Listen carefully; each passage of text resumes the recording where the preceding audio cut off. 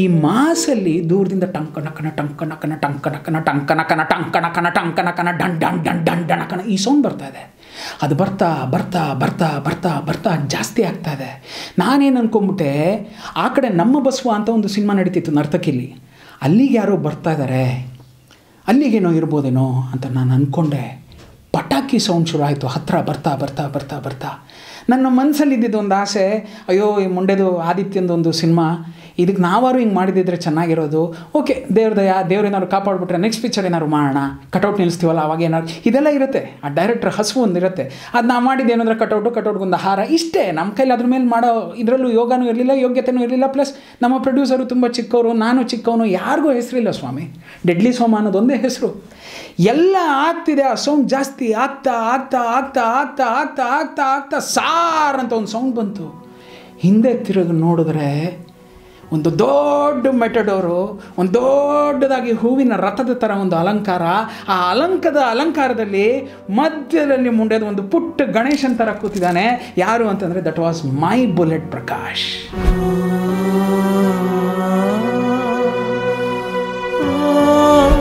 ಕಬ್ಬನ್ಪೇಟೆ, ಕಾಟನ್ಪೇಟೆ, ತಿಂಗಳಪೇಟೆ, ಅಕ್ಕಿಪೇಟೆ, ಬಳೆಪೇಟೆ, ಈ ಅಷ್ಟು ಪೇಟೆ ಹುಡುಗರುಗಳಿಗೆ ಅದೇನು ಖುಷಿ ಇತ್ತು ಏನೋ ಗೊತ್ತಿಲ್ಲ. ಸೋಮನ್ ಮೇಲೆ ಅದೇನು ಒಂದು ಪ್ಯಾಷನ್ ಇತ್ತು ಏನೋ ಗೊತ್ತಿಲ್ಲ.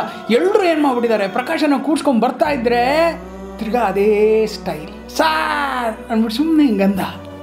ಅಯ್ಯೋ ಮುಂಡೆದೆ ನೀನೇನೋ ಅನ್ನೋದು ಖುಷಿ. ಒಬ್ಬ ಡೈರೆಕ್ಟ್ರಿಗೆ ಏನು ಖುಷಿ ಅಂತಂದರೆ ಅದು ರಿಯಲ್ ಆಗಿ ಹೀರೋ ಬರ್ತಾನ, ಇಲ್ಲ ಅಂತಂದರೆ ಕ್ಯಾರೆಕ್ಟರ್ ಆರ್ಟಿಸ್ಟ್ ಬರ್ತಾನ, ಅಲ್ಲ, ತನ್ನ ಸಿನಿಮಾದಲ್ಲಿದ್ದಂಥ ಒಬ್ಬ ನಟ ಒಂದು ಆ ಮಟ್ಟದ ಹಾವಳಿ, ಆ ಮಟ್ಟದ ಒಂದು ಹಬ್ಬ ಮಾಡ್ಕೊಂಡು ಬರ್ತಿರ್ಬೇಕಾರೆ ಒಬ್ಬ ಡೈರೆಕ್ಟ್ರಿಗೆ ಇನ್ನೇನು ಬೇಕು? ಸಡನ್ನಾಗಿ ಸಾರ್ ಬನ್ನಿ ಸಾರ್ ಅಂತಂದ. ನನಗೆ ಅದೆಲ್ಲ ಇಷ್ಟ ಇರಲಿಲ್ಲ. ನಾನೇನು ಮಾಡಿದೆ, ಮೇಲೆ ಹೋಗ್ಬಿಟ್ಟು ನೋಡ್ತೀನಿ ಅಂತಂದೆ. ನೀವು ನಂಬ್ತಿರೋ ಇಲ್ಲೋ, ಗೇಟ್ ಒಳಗಡೆ ತನ್ನ ಮೆಟಡೋರ್ ಗಾಡಿ ಬರೋಕ್ಕಾಗದೇ ಇರೋಷ್ಟು ಜನ ಪಟಾಕಿ ಹೊಡಿತಾ ಇದ್ದಾರೆ, ಕೂಗ್ತಾ ಇದ್ದಾರೆ, ಬುಲೆಟ್ ಪ್ರಕಾಶ್ ಅಂತ ಇದ್ದಾರೆ. ನಮ್ಮ ಮೇಲೆ ಹತ್ಕೊಂಡು ಹೋದರೆ ಅಲ್ಲಿ ಈ ಮುಂಡೆದ ಆದಿ ನಿಂತಿತ್ತು. ಆದಿ ಹತ್ರ ಹೋಗಿ ನಿಂತ್ಕೊಂಡೆ ಎಲ್ಲ ಮಾಡಿದೆ. ಏನು ರವಿ ಇವನ ಹಾವಳಿ ಅಂತಂದರು. ಖುಷಿ ಅಲ್ವ ಕಂದ, ಯಾರೋ ಒಬ್ರು ಬಂದ್ವಲ್ಲ, ಏನೋ ಒಂದು ಆಯ್ತಲ್ಲ. ಹಂಗಂದಿದ ತಕ್ಷಣ ಬಂದ ಇಳಿದಿದ್ದ ತಕ್ಷಣ ಒಳಗಡೆ ಬಂದಿದ್ದೆ ತಬ್ಕೊಂಡ. ನಿಜವಾಗ್ಲೂ ಖುಷಿ ಆಯಿತು, ನನಗೆ ತುಂಬ ಖುಷಿ ಆಯಿತು.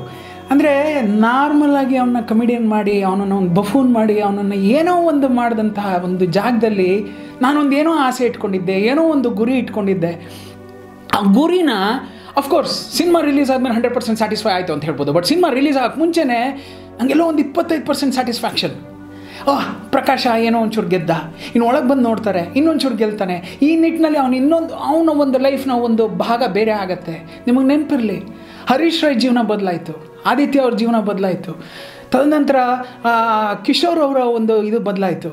ಅದರಲ್ಲಿ ತಾರಾ ಮೇಡಮ್ ಅವ್ರದ್ದು ಫಸ್ಟ್ ಟೈಮ್ ಅದರಲ್ಲಿ ತಾಯಿ ಕ್ಯಾರೆಕ್ಟ್ರು. ಓಕೆ ಬಿಡಿ, ಇದನ್ನೆಲ್ಲ ಮುಂದಕ್ಕೆ ಹೇಳ್ತಾ ಹೋಗ್ತೀನಿ. ಮೇಲೆ ಬಂದ ನೋಡೋಕ್ಕೆ ಶುರು ಮಾಡಿದ್ವಿ. ಒಂದು ಎಂಜಾಯ್ ಮಾಡಿದ್ರು.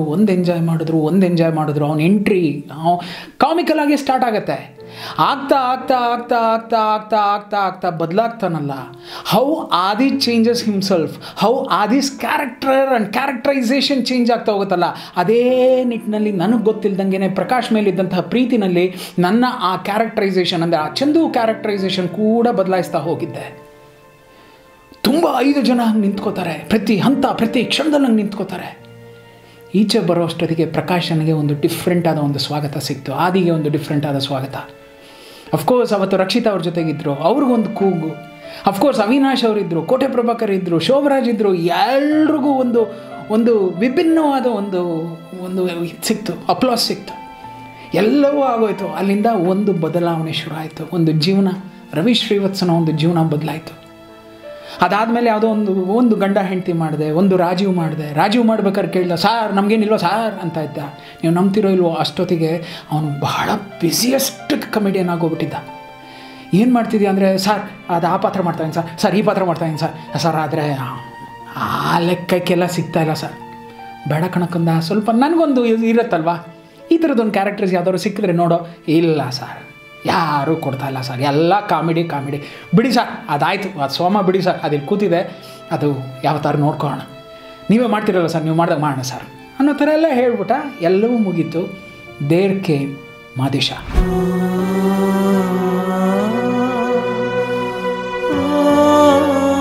Again, it was a run-through character. Shivanna sir ಎಲ್ಲೆಲ್ಲೆಲ್ಲೆಲ್ಲೆಲ್ಲೆಲ್ಲೆಲ್ಲೆಲ್ಲೆಲ್ಲೆಲ್ಲಿ ಬರ್ತಾರೋ ಅಲ್ಲೆಲ್ಲ ಈ ಮುದ್ದಾಗಿ ಪ್ರಕಾಶ ಓಡಾಡ್ಕೊಂಡಿರ್ತಾನೆ. ಒಂದು ಮರ್ಡ್ರ್ನಲ್ಲಿ ಅಂದರೆ ಗುರುನಾರಾಯಣ್, ಆ ಗುರುನಾರಾಯಣ್ ಮರ್ಡ್ರ್ನಲ್ಲಿ ಚೇಂಜ್ ಓವರ್ ಆಗ್ತಾನೆ. ಅಲ್ಲಿಂದ ಇದೇ ಥರನೇ ಒಂದು ಸೋಮ ಒಂದು ಇನ್ಸ್ಪಿರೇಷನಲ್ಲಿ ಆ ಕ್ಯಾರೆಕ್ಟರ್ನ ಡ್ರಾ ಮಾಡಿದ್ದೆ. ಈ ಮುಂಡೆದಾಗಿದ್ನಲ್ಲ ಬ್ಯುಸಿ, ಆ ಬ್ಯುಸಿಗೆ ಯಾವ ಲೆಕ್ಕದಲ್ಲಿದ್ದ ಅಂತಂದರೆ, of course it was a very humongous ಇದು ಕ್ಯಾನ್ವಾಸ್ ಇದ್ದಂಥ ಸಿನಿಮಾ. ನನಗೆ ದುಡ್ಡು ಕಾಸಿಗೆಲ್ಲ ಏನೂ ಭಯ ಇರಲಿಲ್ಲ. ಆದರೆ ನನಗೆ ಬೇಕಾದಂತಹ ದಿನಗಳೇನು ಅಂತಂದರೆ 40 days ಡೇಟ್ಸ್ ಬೇಕಾಗಿತ್ತು. ಯಾಕೆಂತಂದರೆ ಶಿವಣ್ಣ ಸರ್ ಎಲ್ಲ ಹೋಗ್ತಾರೆ ಅಂದರೆ ಅವ್ನು ಇರಬೇಕು ಅಂತಂದರೆ ಅದು ಬೇಕು ನನಗೆ. ಶಿವಣ್ಣ ಸರ್ 55 ದಿವಸ ಡೇಟ್ ಕೊಟ್ಟರೆ 40 ದಿವಸ ಬೇಕು ನನಗೆ. ಸಾಂಗು ಹಿಂಗೋ ಅದೆಲ್ಲ ಬಿಟ್ಟರೆ ಇನ್ನು ಫೈಟಲ್ಲಿ ಇರ್ತಾನೆ, ಸೀನಲ್ಲಿ ಇರ್ತಾನೆ, ಎಲ್ಲ ಕಡೆ ಇರ್ತಾನೆ.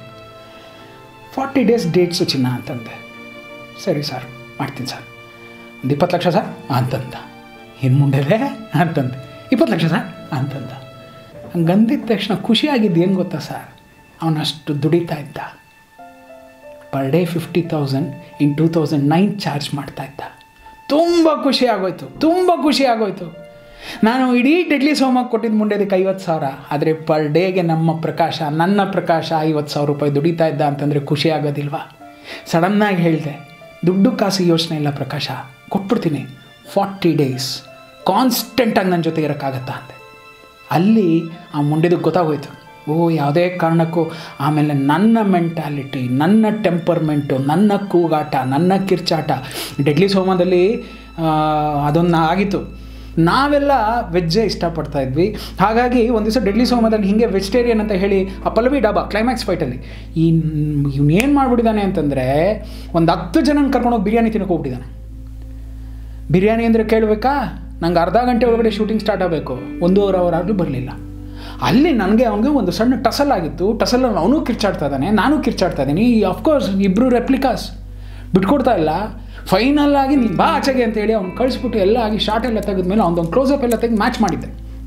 ಅವ್ನಿಗೆ ಚೆನ್ನಾಗಿ ಗೊತ್ತಿತ್ತು ನನ್ನ ಕೂಗಾಟ, ಕಿರ್ಚಾಟ, ಪಂಕ್ಚುಯಾಲಿಟಿ, ಟೈಮ್ ಅಂದರೆ ಹೆಂಗೆ ಇವನು ಒದ್ದಾಡ್ತಾನೆ ಅಂತ. ಸಡನ್ನಾಗಿ ಬಂದ, ಬೇಡ ಸರ್ ತಪ್ಪಾಗ್ಬಿಡುತ್ತೆ ಸರ್, ಇದು ನಂಗೆ ಗೊತ್ತು ಸರ್, ದುಡ್ಡು ಗ್ಯಾರಂಟಿ ಸಿಗುತ್ತೆ, ಶಿವಣ್ಣ ಸರ್ ಪಿಕ್ಚರ್ ಅಂದರೆ ದುಡ್ಡು ಸಿಗುತ್ತೆ, ಆದರೆ 40 days ನನ್ನ ಕೈಲಿ ಇರೋಕ್ಕಾಗಲ್ಲ ಸರ್, ತುಂಬ ಪಿಕ್ಚರ್ ಒಪ್ಕೊಂಡ್ಬಿಟ್ಟಿದ್ದೀನಿ. ಅಷ್ಟು ಪಿಕ್ಚರ್ ಒಪ್ಕೊಂಡಿದ್ದ. ಆಗ ಏನು ಮಾಡಿದೆ ಅಂತಂದರೆ, ಇನ್ಯಾರು ಯಾರು ಅಂದಾಗ ಈಸಿ ಟಿ ವಿ ರಘು ಅವ್ರನ್ನ ನಾನು ಅಲ್ಲಿಗೆ ಹಾಕ್ತೆ. ಅದಾಗಿದ್ದ ತಕ್ಷಣವೇ ಕೇಳಿದ್ದು 2ನೇ ಕ್ವಶನ್ ಏನು ಗೊತ್ತಾ ಸರ್, ನಾನು ಬಿಟ್ಬಿಡ್ತೀರಾ ಸರ್ ಅಂತಂದ. ಅಯ್ಯೋ ಮುಂಡೆದು ಇವನು ಬಿಟ್ಬಿಟ್ರೆ ಹೆಂಗಪ್ಪ, ಸಣ್ಣ ಪುಟ್ಟ ಪಿಕ್ಚರ್ ಬಿಡಿ ಎಲ್ಲ ಓಕೆ, ಆದರೆ ಕೆಲವು ಪಿಕ್ಚರ್ಸ್ ಇರುತ್ತೆ, ಅದು ಇಲ್ಲಿ ಕೂತ್ಕೊಳ್ಳೋಂಥ ಪಿಕ್ಚರ್, ಡೆಡ್ಲಿ ಸೋಮ, ಡೆಡ್ಲಿ 2, ಮಹದೇಶ ಇದೆಲ್ಲ ಇರುತ್ತಲ್ಲ, ಅಲ್ಲಿ ಅವನ್ನ ಬಿಡೋಕ್ಕಾಗಲ್ಲ. ಯಾಕೆ ಅಂತಂದರೆ ತುಂಬ ಬೇಕಾದವನು. ಏನು ಮಾಡಲಿ ಅಂತಲೇ ಒಂದು ಸಪ್ರೇಟ್ ಅದೊಂದು ಲೈನ್ ಬರೆಯೋದಕ್ಕೆ ಶುರು ಮಾಡಿದೆ. ನನಗೆ ಈ ಪಾತ್ರಗಳಲ್ಲಿ ಡಿಫ್ರೆಂಟ್ ವೇಷಭೂಷಣಗಳನ್ನ ಹಾಕುವಂಥ ಒಂದು ಕ್ಯಾರೆಕ್ಟರ್ ಯಾವ್ದಾದ್ರು ಮಾಡಬೇಕು, ಯಾವ್ದಾದ್ರು ಒಂದು ಸಿನಿಮಾ ಮಾಡಬೇಕು ಅಂತ ಆಸೆ ಪಟ್ಟು ಇಲ್ಲಿ ಅದನ್ನು ಪ್ರಕಾಶ್ ಮೇಲೆ ಇಂಪ್ಲಿಮೆಂಟ್ ಮಾಡಿದೆ. ಅವನೊಂದಷ್ಟು ಅವತಾರಗಳಲ್ಲೆಲ್ಲ ಬರ್ತಾನೆ. ಆದರೆ ನನಗೆ ತುಂಬ ಇಷ್ಟ ಆಗಿದ್ದೇನು ಅಂತಂದರೆ, ಸಾಮಾನ್ಯವಾಗಿ ಪೆಟ್ರೋಲ್ ಬಂಕ್ ಹತ್ರ ಎಲ್ಲ ಒಂದಷ್ಟು ಜನ ಬಂದು ಈ ದುಡ್ಡು ಕೇಳ್ತಾರೆ. ಆ ಪಾತ್ರವನ್ನು ಅವನ ಕೈಲಿ ಮಾಡಿಸ್ಬೇಕು, ಅವ್ನು ಬೇರೆ ಥರನೇ ಮಾಡ್ತಾನೆ, ಜನ ಎಂಜಾಯ್ ಮಾಡ್ತಾರೆ ಅಂತ ಹೇಳ್ಬಿಟ್ಟು ಈ ಥರ ಪಾತ್ರ ಕಣೋ ಅಂತಂದೆ. ಆ ಫೋಟೋ ನಾನು ನಿಮಗೆ ತೋರಿಸ್ತೀನಿ. ಅವನು ಬೆಳಗಿನ ಜಾವ ನಾನು ಅವನನ್ನು ಕರೆಕ್ಟಾಗಿ 6:30ವರೆಗೆ ಅವ್ನು ಎಬ್ಬಿಸ್ಬೇಕಾಗಿತ್ತು. ಆ ಮುಂದೆ ಮಲಗ್ಬಿಡೋನು, ಏನೂ ಮಾಡೋಕ್ಕಾಗಲ್ಲ. ಇದು ನೀನು ನನ್ನ ತಮ್ಮ, ನಾನು ನಿನ್ನ ಅಣ್ಣ ಅಂತ ಹೇಳ್ಬಿಟ್ಮೇಲೆ ಈ ಎಪಿಸೋದ್ರಲ್ಲಿ ಅದರಲ್ಲೆಲ್ಲ ಈಗೋ ಪ್ರಾಬ್ಲಮ್ ಬರೋದೇ ಇಲ್ಲ. ಅದು ಬೇರೆ ಥರ ಬಂದುಬಿಟ್ರೆ ಆ ಈಗೋ ತುಂಬ ಬೇರೆ ಥರ ಬೆಳೆಯುತ್ತೆ. ಸೊ ಎಬ್ಬಿಸ್ಬಿಡ್ತಾ ಇದ್ದೆ, ಎದ್ಬಿಟ್ಟು ರೆಡಿ ಆಗ್ಬಿಡು ಹಾಗೆ ಹೀಗೆ ಅಂತ ಇದ್ದೆ. ಅವನ ಆ ಪಾತ್ರಕ್ಕೆ ಮಾತ್ರ ಒಂದು ಮಾತನ್ನು ಕೇಳಿದ್ದ, ಏನು ಅಂತಂದರೆ, ಸರ್ ಯಾರೂ ಬರೋದು ಬೇಡ, ನಾನು ನಮ್ಮ ತಾಯಿ ಕೈಲಿ ರೆಡಿ ಮಾಡ್ಸ್ಕೊಂಬರ್ತೀನಿ ಸರ್ ಅಂದಿದ್ದ. ನೀವು ನಂಬ್ತಿರೋ ಇಲ್ವೋ, ಅವ್ರ ತಾಯಿ ಆ ದಿನದ ಆ ಪಾತ್ರಕ್ಕೆ she was the makeup man, she was the customer. ಎಲ್ಲವನ್ನು ಮುದ್ದಾಗಿ ಅವನನ್ನು ರೆಡಿ ಮಾಡಿ, ಆಕೆಯ ಒಂದು ಉಂಗುರಗಳನ್ನು ಹಾಕಿ, ಆಕೆಯ ಮೂಗುತಿಯನ್ನು ಹಾಕಿ, ಆಕೆಯ ಓಲೆಯನ್ನು ಹಾಕಿ, ಆಕೆಯ ಒಡವೆಗಳನ್ನೆಲ್ಲ ಹಾಕಿ, ಆಕೆಯ ಸೀರೆಯನ್ನೇ ಹಾಕಿ ಎಲ್ಲವನ್ನು ಮಾಡಿ, ನೀವು ಹೊರಟೇನೋ ಅಂತ ನಾನು ಇಲ್ಲಿ ಕೇಳ್ತಾ ಇದ್ದೀನಿ. ಬರ್ತೀನಿ ಸರ್, ಇಲ್ಲಿ ನೀವು ಹಾಕ್ಸ್ಬಿಟ್ಟು ಈ ಥರ ಎಲ್ಲ ಮಾಡಿಬಿಟ್ಟು ನಮ್ಗೆ ಇಲ್ಲಿ ಆಗ್ತಾಯಿಲ್ಲ, ಇಲ್ಲಿ ಕೆಳಗಡೆ ಕಟ್ಕೊಂಡ್ರೆ ಮೇಲ್ಗಡೆ ಬಿಚ್ಚೋಯ್ತಾ ಇದೆ, ಮೇಲ್ಗಡೆ ಕಟ್ಕೊಂಡ್ರೆ ಕೆಳಗಡೆ ಬಿಚ್ಚೋಯ್ತಾ ಇದೆ ಅಂದರೆ ಒಂದು ಸೀರೆ ಉಟ್ಕೊಂಡ್ಬರ್ಬೇಕು. ಆಯ್ತಲ್ಲ ನನ್ನ ಕೈಲಿ ಹಂಗೆ ಹಿಂಗೆ ಅಂತ ಇದ್ದಾನೆ. ಮಾತಾಡ್ತಾನೆ ಪಕ್ಕದಲ್ಲಿ ಬಂದ್ಬಿಟ್ಟು ಹಿಂಗಂದ್ರು, ಅಂದರೆ ಹಿಂಗೆ ತಡೆದೆ, ಹಿಂಗಂದ್ರು, ಹಿಂಗೆ ತಡೆದೆ. 3ನೇ ಸತಿ ಗೊತ್ತಾ ಅನ್ನಕ್ಕೆ ಹೋದರೆ ಇವನೇ, ನಾನು ಬೇರೆಯವ್ರು ಯಾರೋ ದುಡ್ಡು ಕೇಳೋಕ್ಕೆ ಬರ್ತಿದ್ದಾರೆ ಅಂತಂದರೆ ಇವನೇ ಬಂದ, ಇವನೇ ನನ್ನ ಹೆಗಲನ್ನ ಇದು ಮಾಡ್ದ. ನೋಡಿದ್ರೆ ಪಕ್ಕ ತದ್ರೂಪು.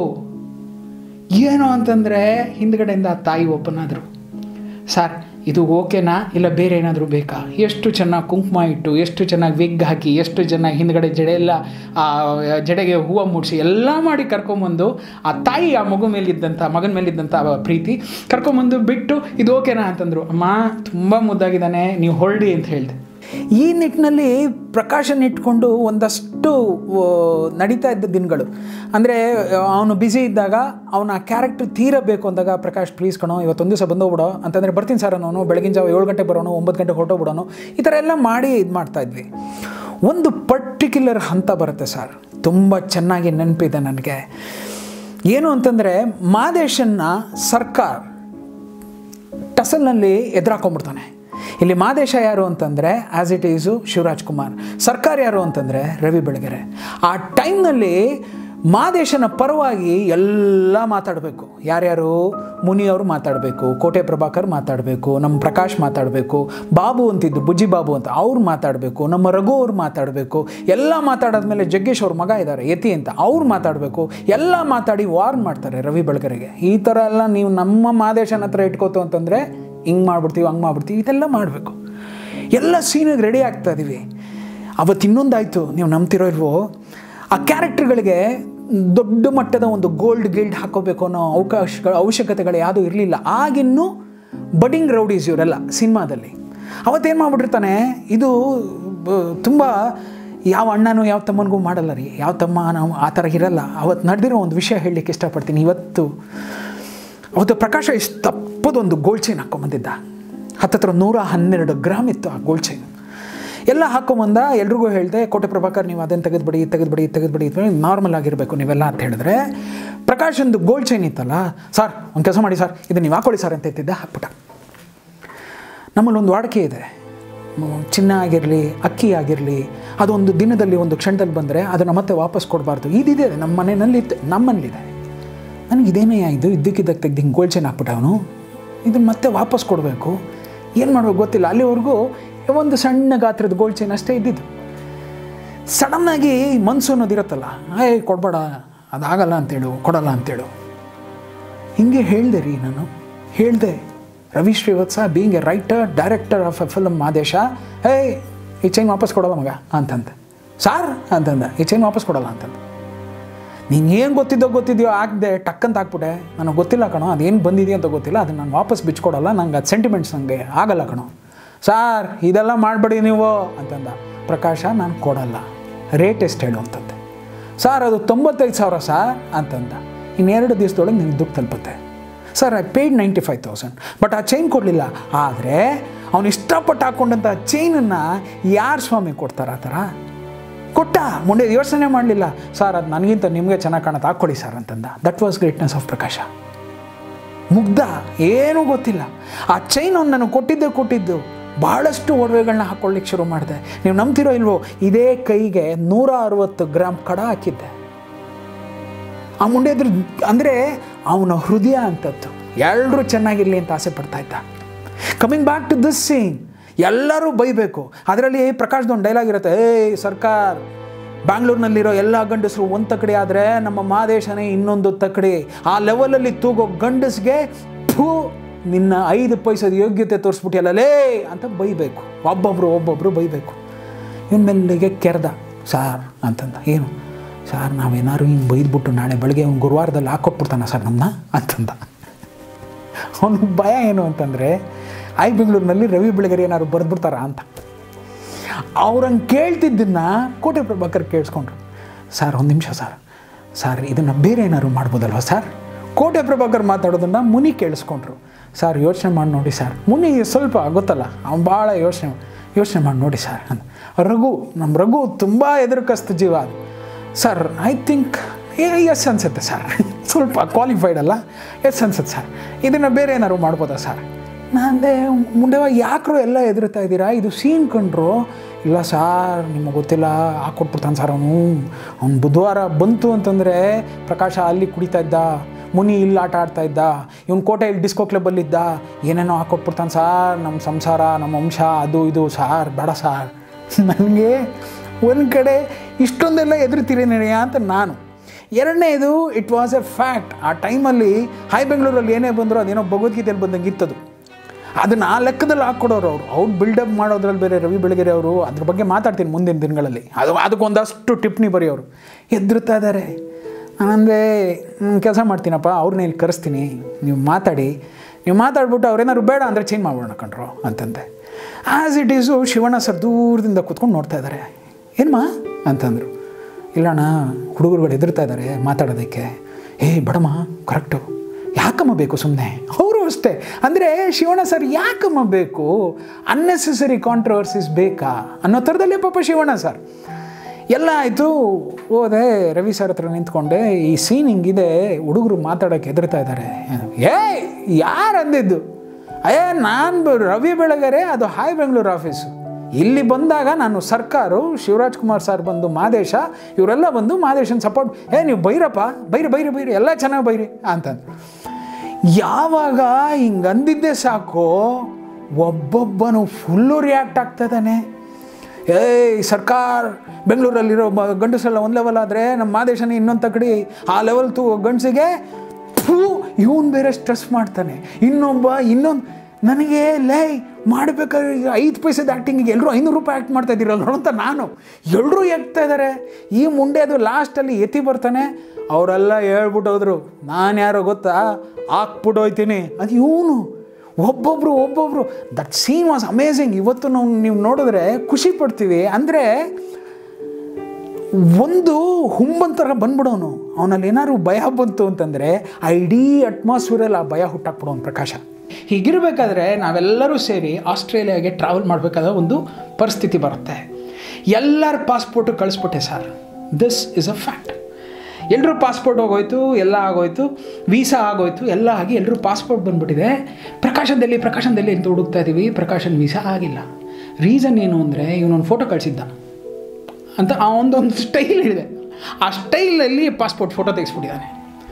ಆ ವೀಸಾ ಆದ್ಮವ್ರಿಗೆ, ವೀಸಾ ಮಾಡೋರಿಗೆ ಅದು ಏನು ಅನ್ನಿಸ್ತೋ ಏನೋ ಗೊತ್ತಿಲ್ಲ, ಸಡನ್ನಾಗಿ ವೀಸಾನ ಕ್ಯಾನ್ಸಲ್ ಮಾಡಿಬಿಟ್ಟಿದ್ದಾರೆ. ನನಗೆ ಎದೆ ಒಡೆದೋಯ್ತು.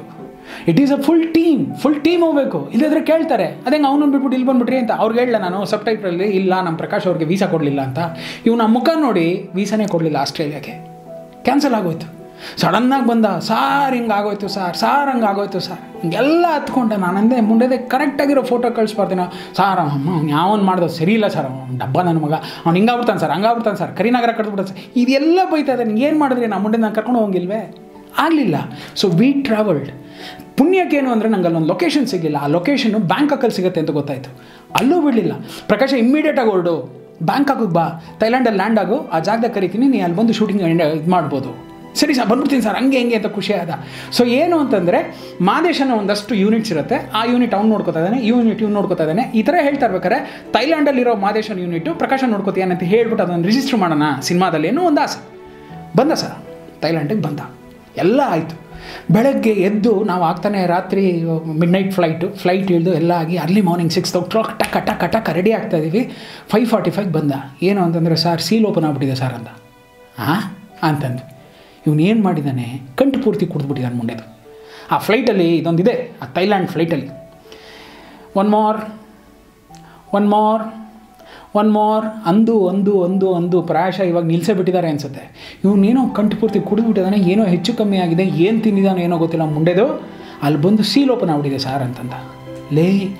ಇಲ್ಲಾದರೂ ನಿನ್ನ ನ್ಯೂಸ್ ಮಾಡೋಣ ಅಂತ ಇಲ್ಲಿಗೆ ಕರ್ಸ್ಕೊಂಡ್ರೆ, you believe or not, it was around 28,000 30,000 ticket. ಅವಾಗ ಇಲ್ಲಿ ಕರ್ಸ್ಕೊಂಡ್ರೆ ಇದೇನೋ ಮಾಡೋದು ನೀನು ಸೊಮೆ, ನಾನೇನು ಮಾಡೋಕ್ಕಾಗ ಸೊಮೆ, ಇದು ಪ್ರಕೃತಿ, ಇದು ದೇಹದಿದು, ಹಾಗೆ ಹೀಗೆ ಅಂತಾನೆ. ಯು ಬಿಲೀವ್ ಆರ್ ನಾಟ್, ನಾನು ಅಲ್ಲೂ ನ್ಯೂಸ್ ಮಾಡೋಕ್ಕಾಗಲೇ ಇಲ್ಲ. ಅಲ್ಲಿ ಬಂದು ಲ್ಯಾಂಡ್ ಆಗಿ ತಿರ್ಗಾ ವಾಪಸ್ ಬಂದಂತಹ ನೆಕ್ಸ್ಟ್ ಫ್ಲೈಟಿಗೆ ವಾಪಸ್ ಬಂತಹ ನಟ ಯಾರು ಅಂತಂದರೆ it was one and only Prakash. ವಾಪಸ್ ಬಂದ, ತಿರ್ಗಾ ಬ್ಯಾಂಗ್ಳೂರಿಗೆ ಬಂದ, ಎಲ್ಲವೂ ಆಯಿತು. ಈ ನಿಟ್ಟಿನಲ್ಲಿ ಮಾದೇಶದ ಒಂದಷ್ಟು ಅವನ ಜೊತೆ ಒಂದಷ್ಟು ಇದಿದೆ.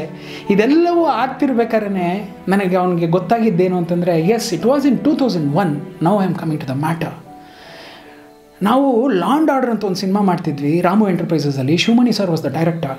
ಅವನಿಗೆ ಕರೆಕ್ಟಾಗಿ 2001, ಎಸ್ ಇಟ್ ವಾಸ್ 26 years. ಅವನಿಗೆ 26 ವರ್ಷ ಸಡನ್ನಾಗಿ ಓಡ್ ಬಂದ. 24 ವರ್ಷ ಓಡ್ ಬಂದು 3ನೇ ಫ್ಲೋರಲ್ಲಿ ರಾಮು ಸರ್ ಅವರ ಆಫೀಸ್ ಇತ್ತು. ಬಂದಿದ್ದ ತಕ್ಷಣ ಬಾಗಿಲು ತೆಗೆದಿದ್ದ ತಕ್ಷಣ ಸಾರ್ ನಿಮ್ಮ ಹತ್ರ ಮಾತಾಡ್ಬೋದಾ ಸಾರ್ ಅಂತಂದ. ಏನೋ ಮುಂಡೆದೆ ಅಂತಂದೆ. ಒಂದು ನಿಮಿಷ ಬನ್ನಿ ಸರ್ ಅಂತ ಬಂದು ಸರ್ ಈ ಶುಗರ್ ಬಂದರೆ ಏನೇನಾಗುತ್ತೆ ಸರ್ ಅಂತಂತ. ನನಗೆ ಈ ಶುಗರ್ ಬಗ್ಗೆ ಬಹಳಷ್ಟು ಗೊತ್ತಿತ್ತು. ನನ್ನ ಹತ್ರ ಇರೋ ಎಲ್ಲ ಸ್ನೇಹಿತರು ನಾನು ಹಂಚ್ಕೋತಾ ಇದ್ದೆ, ಹುಷಾರಾಗಿರಿ ಅಂತ ಹೇಳ್ತಾ ಇದ್ದೆ. And I myself was called as A diabetic baby when I was Born. ನಾನು 70ರಲ್ಲಿ ಹುಟ್ಟಿದ ತಕ್ಷಣ ಡಾಕ್ಟ್ರು ಪ್ರೆಡಿಕ್ಟ್ ಮಾಡಿದರು, ಇವರು ಈಸ್ ಅ ಡಯಾಬಿಟಿಕ್ ಬೇಬಿ ಅಂತ. ನನಗೆ ತುಂಬ ಅದ್ರ ಮೇಲೆ ತುಂಬ ಓದ್ಕೊಂಡು ನನ್ನ ತಾಯಿನೇ ಬೀಯಿಂಗ್ ಎ ಡಯಾಬಿಟಿಕ್ ತುಂಬ ಗೊತ್ತಿತ್ತು. ಸೊ ಇವನು ಗೊತ್ತಿರುತ್ತಲ್ಲ ಅನ್ನೋ ಒಂದು ವಿಷಯದಲ್ಲಿ ಬಂದ, ಸರ್ ಏನಾಗುತ್ತೆ ಸರ್, ಹೆಂಗಾಗುತ್ತೆ ಸರ್, ಬಾಯಲ್ಲ ಏನಾಗುತ್ತೆ ಸರ್ ರಿಸರ್ಚ್ ಜಾಸ್ತಿ ಆಗಿ ಇದನ್ನೆಲ್ಲ ಕೇಳ್ತಿರ್ಬೇಕಾರೆ ಯಾಕೋ ಮುಂಡೆದೆ ಏನಾಯಿತು ಅಂತ ತಕ್ಷಣವೇ ಸರ್ ತಪ್ಕೊಂಬಿಟ್ಟ. ಹಿ ಟೋಲ್ಡ್, ಸರ್ ನನಗೆ ಶುಗರ್ ಶುರು ಆಗಿದೆ sir. It was just 24 years. 24 ವರ್ಷಕ್ಕೆ ಆ ಮುಂಡೆದಕ್ಕೆ ಶುಗರ್ ಶುರು ಆಯಿತು. ಅಂದೆ ಏನು ಯೋಚನೆ ಮಾಡ್ಬಿಡಕ್ಕಂದ, ಅದೆಲ್ಲ ಇದ್ದಿದ್ದೆ ಬಿಡೋ, ನಮ್ಮ ತಾಯಿ ಇಲ್ವಾ? ಇಲ್ಲ ಸರ್, ಇನ್ನೂ 24 ವರ್ಷ ಸರ್. ಅಫ್ಕೋರ್ಸ್ 24 ವರ್ಷ ಅದು ಶುಗರ್ ಬರೋ ಏಜ್ ಅಲ್ಲ. 24 ವರ್ಷ ತನ್ನ ಆಸೆಗಳನ್ನೆಲ್ಲ ಕ್ರಬ್ ಮಾಡಿಕೊಂಡು ಇದನ್ನು ತಿನ್ನೋಕ್ಕಾಗಲ್ಲ, ಸಕ್ಕರೆ ಕಾಫಿ ಕುಡಿಯೋಕ್ಕಾಗಲ್ಲ, ಅದು ಮಾಡೋಕ್ಕಾಗಲ್ಲ. ನಾವು ಸೈನ್ಸ್ ಅಫ್ಕೋರ್ಸ್ 20 ವರ್ಷದಲ್ಲಿ ಜಾಸ್ತಿ ಆಗಿದೆ. 20 ವರ್ಷದ ಹಿಂದಕ್ಕೆ ಹೋಗೋಣ, 2000 ಆಗ ಇನ್ನೂ ಒಂದಷ್ಟು ಕಟ್ಟುನಿಟ್ಟುಗಳಿತ್ತು. ಆಗ್ತಾಯಿಲ್ಲ ಸರ್, ಹಾಗೆ ಮಾಡೋಕ್ಕಾಗಲ್ಲ ಸರ್, ಇದನ್ನೆಲ್ಲ ಹೇಳ್ತಾ ಅಂತ ಬಂದಂಥ ನಟ ಅವನು ಎಲ್ಲೋ ಒಂದು ಕಡೆ ಹೋಗ್ಬಿಡೋನು, ಟಕ್ ಅಂತ ಸಕ್ಕರೆ ಕಾಫಿ ಕೊಡ್ಬಿಡೋನು. ನನ್ನ ಸೆಟ್ಟಲ್ಲೇ ಬಂದಾಗ ಸುಮ್ಮನೆ ದೂರದಿಂದ ನೋಡ್ತಾ ಇದ್ದಾರೆ, ಸ್ವಾಮಿ ಬಿಡಿ ಸ್ವಾಮಿ, ಒಂದು ಚೂರೇ ಕುಡ್ಕೋತಾ ಇದೆ ಸ್ವಾಮಿ, ಇಲ್ಲಾಂದರೆ ಬಾಯೆಲ್ಲ ಒಣಗೋಗುತ್ತೆ ಸ್ವಾಮಿ ಅಂತ ಇದ್ದ. ಓಡ್ಬಾ ಅಂತಂದರೆ ಓಡ್ ಬರೋನು, ಸರ್ ಆಗ್ತಾಯಿಲ್ಲ ಸರ್ ಅನ್ನೋನು. ವಾಕ್ ಮಾಡ್ತಾ ಇರಲಿಲ್ಲ ಅವನು. ಅದನ್ನು ತುಂಬ ಕಟ್ಟುನಿಟ್ಟಾಗಿ ನಾನು ಎಲ್ಲರಿಗೂ ಹೇಳೋದೇ, ಡಯಾಬಿಟೀಸ್ ಅಂತ ಬಂತು ಅಂತಂದರೆ treat that like A dog ಅಂತ ಹೇಳ್ತೀನಿ. ಎಷ್ಟೋ ಜನಕ್ಕೆ ಇವತ್ತು ಹೇಳಲಿಕ್ಕೆ ಇಷ್ಟಪಡ್ತೀನಿ. ನಿಮ್ಮ ಮನೆಯಲ್ಲಿ ನಾಯಿನ ಸಾಕಿದ್ರೆ ಯಾವ ರೀತಿ ಅದನ್ನು ಟ್ರೀಟ್ ಮಾಡ್ತೀರೋ ಅದೇ ರೀತಿ ನಿಮ್ಮ ಡಯಾಬಿಟೀಸ್ನ ಟ್ರೀಟ್ ಮಾಡಿ.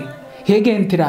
ನಾಯಿನ ಬೆಳಗ್ಗೆ ವಾಕ್ ಕರ್ಕೊಂಡು ಹೋಗ್ತೀರಾ, 10 ನಿಮಿಷ ಆದಮೇಲೆ ಊಟ ಕೊಡ್ತೀರಾ, ತಿರ್ಗಾ ಅದನ್ನು ಕರ್ಕೊಂಡೋಗಿ ರೀಸರ್ಚ್ ಮಾಡ್ಸೋಕೆ ಕರ್ಕೊಂಡು ಹೋಗ್ತೀರಾ, ತಿರ್ಗಾ ಅದಕ್ಕೇನೋ ಮಲ್ಕೊಳ್ಳೋಕೆ ಬಿಡ್ತೀರಾ, ಅದು ಎದ್ದ ತಕ್ಷಣ ತಿರ್ಗಾ ರೀಸರ್ಚ್ ಮಾಡೋಕೆ ಕರ್ಕೊಂಡು ಹೋಗ್ತೀರಾ, ತಿರ್ಗಾ ಏನೋ ಕೊಡ್ತೀರಾ. ನೆನಪಿರಬೇಕು, ಯಾಕೆಂದರೆ ಇದನ್ನು ನಾಯಿ ಸಾಕಿರೋರಿಗೆ ಗೊತ್ತಿರುತ್ತೆ. ನಿಮ್ಮ ಡಯಾಬಿಟೀಸು ಅಷ್ಟೇ. 10 minutes feed yourself, go for a walk. 10 minutes have rest. 10 minutes have some walk. 10 minutes ಇದೇ ಥರ ನಿಮ್ಮ ನಾಯಿಯನ್ನು ಹೇಗೆ ಟ್ರೀಟ್ ಮಾಡ್ತೀರೋ ಅದೇ ರೀತಿ ನಿಮ್ಮ ಡಯಾಬಿಟೀಸ್ನ ಟ್ರೀಟ್ ಮಾಡ್ಕೊಂಡು ನೋಡ್ಕೊಳ್ಳಿ. ಕಂಟ್ರೋಲಲ್ಲಿ ಇಟ್ಕೊತೀರಾ. ಅದೇ ರೀತಿ ನಾನು ನನ್ನ ಡಯಾಬಿಟೀಸ್ನ ಫಾರ್ 10 years ಕಂಟ್ರೋಲಲ್ಲಿ ಇಟ್ಕೊಂಡು ಇವತ್ತು ಡಯಾಬಿಟೀಸ್ ಅನ್ನೋದನ್ನೇ ಇಲ್ದಿರೋಗಿ ಮಾಡ್ಕೊಂಡಿದ್ದೀನಿ. ಅದು ಹೇಗೆ ಅಂತ ಮುಂದಿನ ದಿವಸದಲ್ಲಿ ಹೇಳ್ತೀನಿ. ಆ್ಯಂಡ್ ಪ್ರಕಾಶನ್ ವಿಷಯದಲ್ಲೂ ಅದು ಬರುತ್ತೆ. ಸೊ ಅವನ ಕೈಲಿ ಆಗ್ತಾ ಇರಲಿಲ್ಲ. ಆಗಲೇ ಹೇಳಿದೆ ಕೋಪ ಮಾಡ್ಕೊಂಬಿಡೋನು ಅಂತ. ಯಾಕೆ ಅಂತಂದರೆ this was the reason. Sir ಅವನು 120-125 kg ಬಂದುಬಿಡ್ತಾ ಇದ್ದ ಸರ್, ಹತ್ತತ್ರ ಬಂದುಬಿಡ್ತಾ ಇದ್ದ. ಇದೇನಾಗತ್ತೆ, ದಪ್ಪ ಇರೋರ್ಗೆ ಇದೊಂದು ಆಗತ್ತೆ ಸರ್.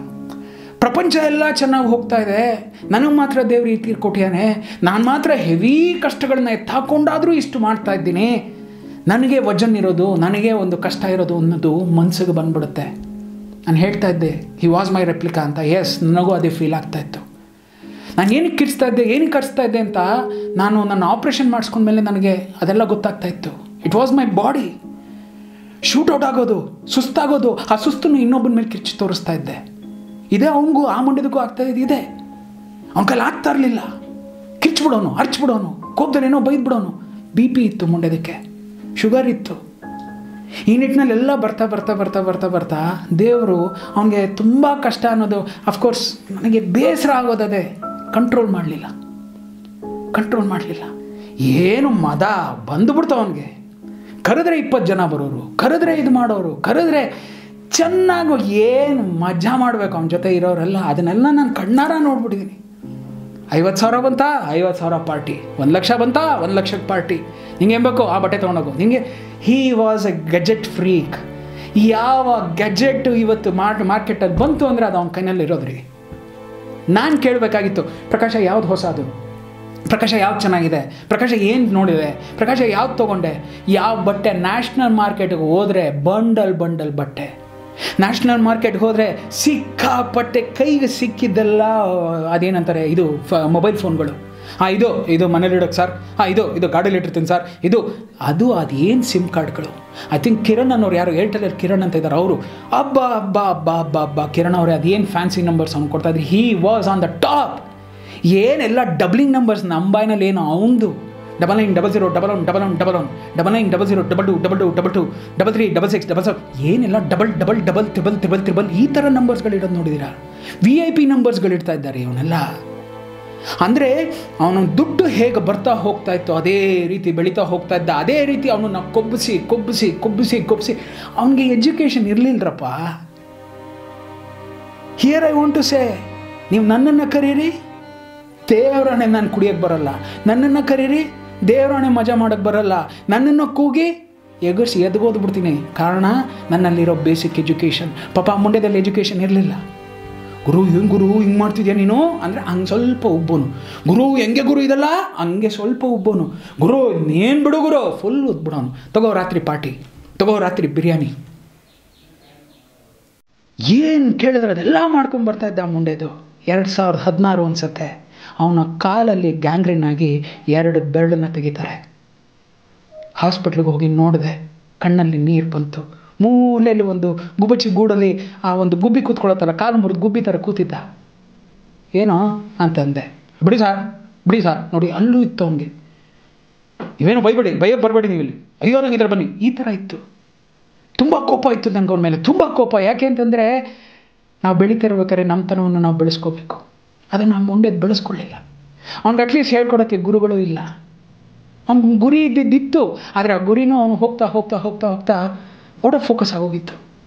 ಆ ಮುಂಡೆದಿಗೆ ಲಾಸ್ಟಲ್ಲಿ ಹೆಂಗೆ ಅಂದರೆ, ಐ ಬಿಲೀವ್ 2011 ಒಂದೊಂದು ಮಾರುತಿ ಸ್ಯಾಂಟ್ರೋ ಕಾರ್ ಇತ್ತು. ಕಾರಿನಲ್ಲಿ ಒಂದು ಕೋಲ್ ಇಟ್ಕೊಂಡಿದ್ದ. ಆ ಕೋಲ್ ಯಾವ ಥರ ಅಂತಂದರೆ, ಅಕ್ಕಪಕ್ಕದಲ್ಲಿ ಯಾರು ಬಂತು ಅಂದರೆ ಆ ಕೋಲ್ ತೊಗೊಂಡು ಆ ಕಾರ್ ಓಡಿಸ್ತಾ ಕೋಲ್ ತೊಗೊಂಡು ಹೊಡೆಯೋನು. ಗಾಡಿ ಗುದ್ಬೇಡ ಅನ್ನೋ. ಅಂದರೆ ಎಲ್ಲರೂ ಸಡನ್ನಾಗಿ ಅಡ್ಡ ಬಂದ್ಬಿಟ್ರೆ ಅವನಿಗೆ ವಿಷನ್ ಸ್ವಲ್ಪ ಔಟ್ ಆಫ್ ಫೋಕಸ್ ಆಗಿ ಶುರು ಆಗಿತ್ತು, ಬ್ಲರ್ ಆಗಿ ಶುರು ಆಗಿತ್ತು. ಮೈಂಡಲ್ಲೂ ಔಟ್ ಆಫ್ ಫೋಕಸ್, ವಿಷನಲ್ಲೂ ಔಟ್ ಆಫ್ ಫೋಕಸ್ ಆಗಿ ಹೋಗ್ತಾ ಇದ್ದ. ಹಿಂಗೆ ಬರ್ತಾ ಈ ಕಡೆ ಕಾಲು 2 ಬೆರಳು ಕಳ್ಕೊಂಡ. It was 2016 March 18th I got operated. ಇವತ್ತು ಎಷ್ಟೋ ಜನ ಹೇಳ್ತಾರೆ, ನಿಮ್ಗಳಿಗೆಲ್ಲ ಬುದ್ಧಿ ಇದ್ದರೆ, ಸೈನ್ಸ್ ಬಗ್ಗೆ ಗೊತ್ತಿದ್ದರೆ ದಯವಿಟ್ಟು ಮಾತಾಡಿ. ಫಸ್ಟ್ ಆಪ್ರೇಷನ್ ಮಾಡಿಸ್ಕೊಂಡಿದ್ದೆ ನಮ್ಮ ಇಂಡಸ್ಟ್ರಿಯಲ್ಲಿ ಒಂದಷ್ಟು ಜನ ಇದ್ದಾರೆ, ಪಾಪ ನಾನು ಅವ್ರ ಬಗ್ಗೆ ಮಾತಾಡ್ಕೊಳ್ಳಲ್ಲ, ಆದರೆ ನಾನು ಕ್ಯಾಮ್ರಾಗೆ ಡೈರೆಕ್ಟಾಗಿ ಹೇಳ್ತಾ ಇದ್ದೀನಿ. It was 2018 March 16th I got bariatric surgery. Bariatric surgery ಅಂದರೆ ಏನು ಅಂತಂದರೆ, ದೇರ್ ಆರ್ 2 types. ಒಂದು ಸ್ಲೀವ್ ಮಾಡ್ತಾರೆ, ಇನ್ನೊಂದು as it Yesu larger intestine, smaller intestine ಅಂತ ಏನು ಕರಿತೀವಿ, ಅದರಲ್ಲಿ ಲಾರ್ಜರ್ ಇಂಟೆಸ್ಟೈನ್ನ ಆಪ್ರೇಟ್ ಮಾಡಿ ಹೊರಗೆ ತೆಗಿತಾರೆ.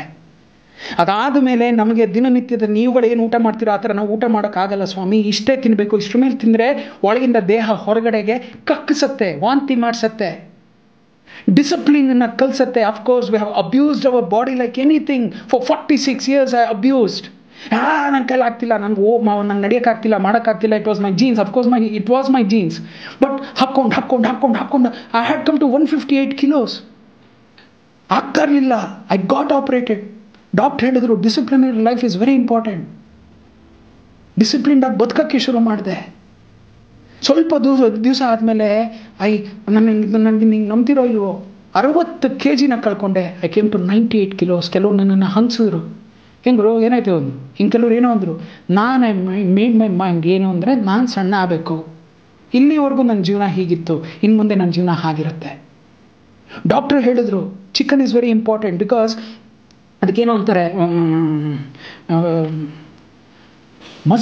ಮಸಲ್ಸ್ ಲೂಸ್ ಆಗಿಬಿಡುತ್ತೆ, ನೀವು ಚಿಕನ್ ತಿನ್ನಬೇಕು, ಇಲ್ಲದ್ರೆ ಕಷ್ಟ ಆಗುತ್ತೆ. ವಾಟ್ ನೆಕ್ಸ್ಟ್ ಇಸ್ ಆಲ್ಟರ್ನೇಟ್ ಅಂತ ಕೇಳಿದೆ. ಇಲ್ಲ ಟ್ಯಾಬ್ಲೆಟ್ಸ್ ಅಂತಂದರು. ಐ ಗೋ ಫಾರ್ ಟ್ಯಾಬ್ಲೆಟ್ಸ್ ಅಂತಂದೆ. ನನಗೆ ಚಿಕನ್ ಆಗಲ್ಲ, ಐ ಆಮ್ ಎ ವೆಜಿಟೇರಿಯನ್, ನನಗೆ ಅದು ಬರೋಲ್ಲ, ನನ್ನ ತಾಯಿ ನಂಗೆ ಹೇಳ್ಕೊಟ್ಟಿಲ್ಲ. ಟ್ಯಾಬ್ಲೆಟ್ಸ್ ತೊಗೊಳಕ್ಕೆ ಶುರು ಮಾಡಿದೆ.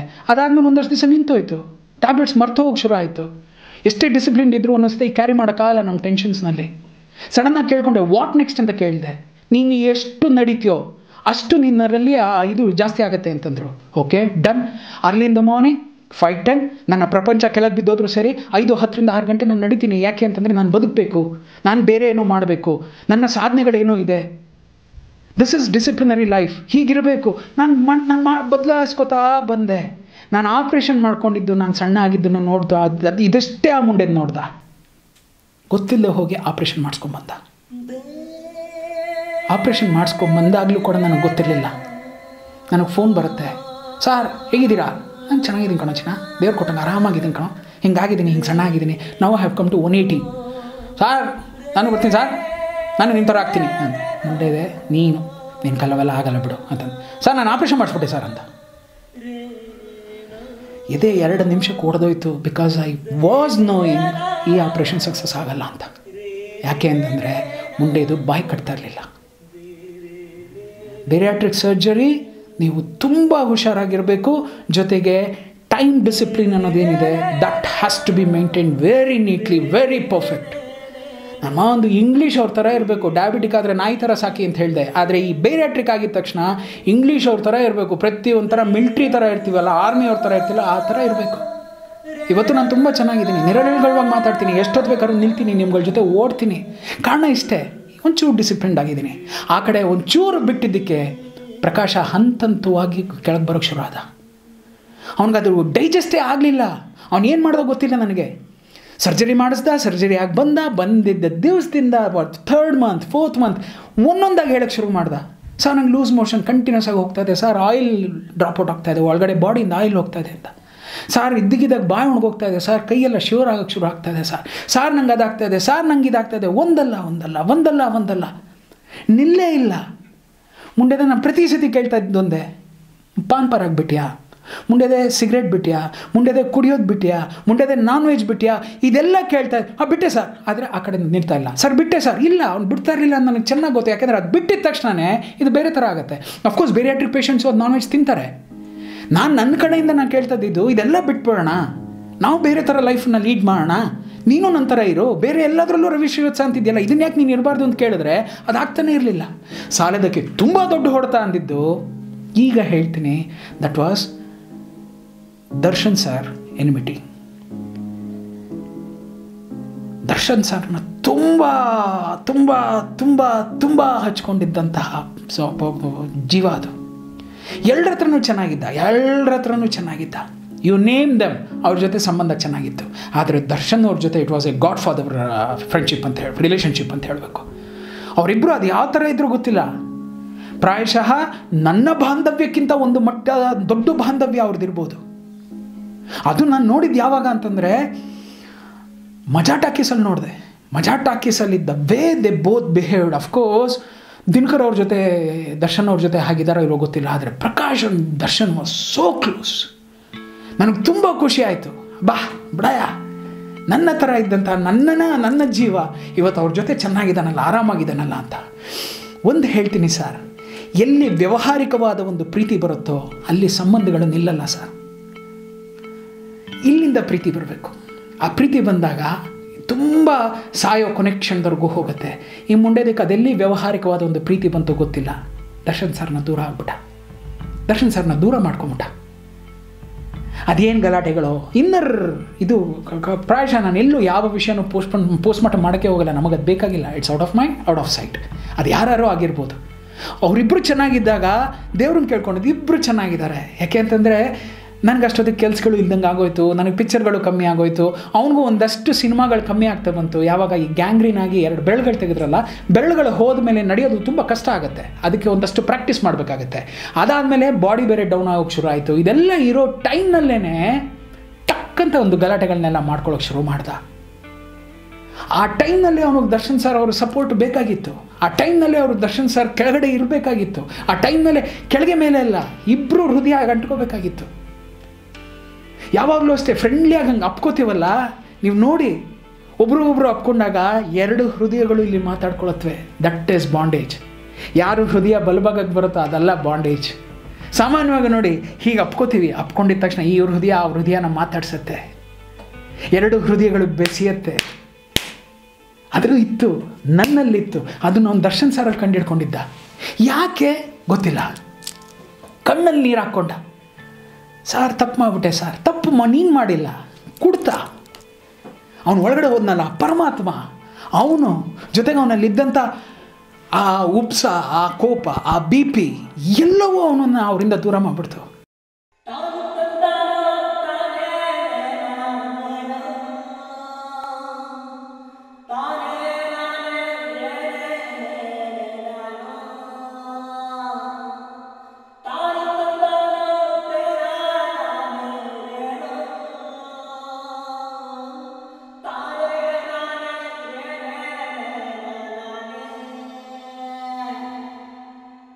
ತಂದಾನೋ